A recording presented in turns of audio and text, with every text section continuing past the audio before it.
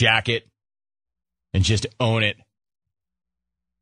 That tank job last night by Orlando made Nick Anderson's bricklaying at the free throw line 14 years ago look like an exhibition season choke job by comparison. It was that bad. Really bad. All right, let's go to the phones. It is his first phone call since the smack off. It's a Friday. It's Terrence in Sierra Madre. Terrence, what's up? Hey, holy choke job, Roman. It looks like the master of panic is up to his old tricks. Hey, I'm on the car phone to Phoenix. Am I coming in all right? You sound great, Terrence. Keep it up. Good. Hey, great game last night, but I tell you, the Lakers are just lucky Dwight Howard's shooting range does not extend beyond 1 or 2 feet from the basket, and he can't even make those. He's the only guy I know who's shooting 30% on layups. Hell, I think he's only making 50% of his dunks. If he ever makes a shot more than 3 feet from the hole, they should award him 3 points. How do you clank a 2-footer? He's more likely to pop the basketball between his giant granite mitts than he is to put it in the basket. It looks to me like he spent most of the game tossing that Euro softy Paul Gasol around like a rag doll.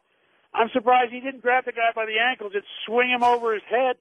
It wasn't just Howard either. The whole team should be beating up on that poor guy. It was like the Spanish Inquisition out there. I suggest that good old Queen Isabella hit the weight room in the offseason. Having said that, if Howard had even half of Gasol's offensive skills, he'd be unstoppable. But he's not. He doesn't have them. Lakers in 5. As long as Kobe starts worrying less about the finals MVP and more about just winning the damn thing. Hey, regarding the smack-off, I really did not know that the Glenn Ross shtick was done last year's smack-off. I guess I should pay more attention.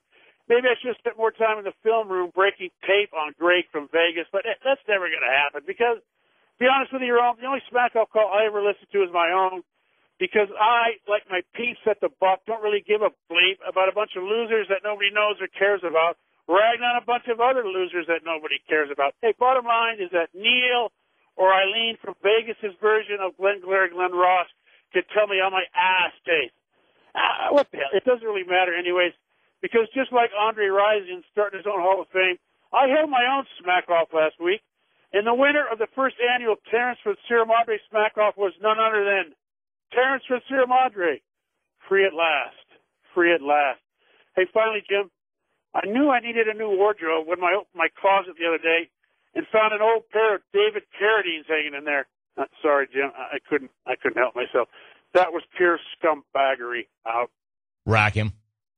All right, Terrence, good to see you on that Friday. Terrence shows up every 6th or every 7th Friday, does what he does, gets racked, wins the huge call of the day, saves up, goes into the smack-off, and gets beaten. Like he said, what do I care?